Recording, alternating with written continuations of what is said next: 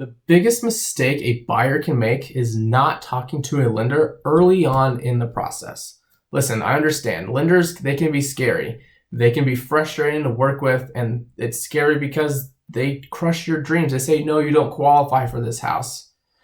But what if I told you by talking to a lender up front, it'll make it a lot less frustrating to work with a lender. If you guys don't know who I am, I'm Patrick Chamberlain with the Continental Realty team. I've helped hundreds of people buy or sell a home in Tucson, and I even wrote this book, The Ultimate Guide to Tucson Real Estate. So, like I said, talking to a lender up front is going to make the home buying a lot easier. But the problem is, most buyers wait until the end to talk to a lender. Let's look at two examples.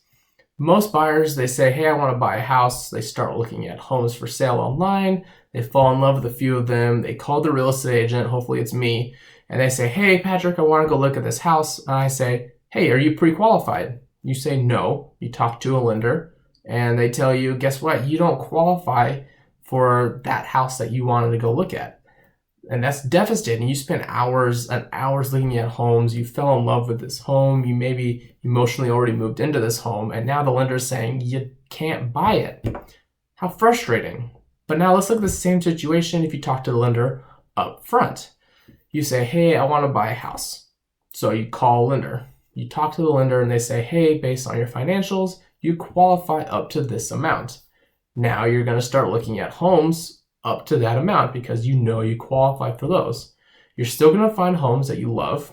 You're going to call me, your real estate agent, to go look at those houses. And if you love it, well, we can just go ahead and write an offer right there on the house.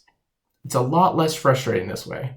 Another example of how lenders can be frustrating is that you say your lease is up in 6 months and you want to buy a house. Well, you wait until a month or two before your lease is up to go look at houses. You find the right house, you talk to the lender, and he says, your current financial situation doesn't allow you to buy a house.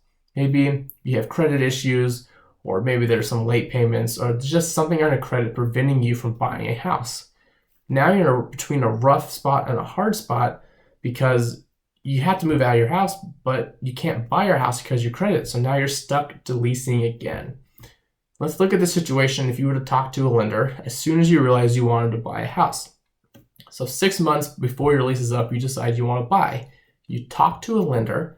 The lender looks at your situation and says, right now you can't buy a house. But if you do X, Y, and Z in the next couple of months, you will be ready to buy a house when your lease is up. So when your lease is up, you can buy a house and move right in. So it's a lot less frustrating to talk to a lender up front. I promise you. If you guys have any real estate needs, whether you're buying, selling, or investing, I would love to help you with that. Just give me a call, 520-345-4947.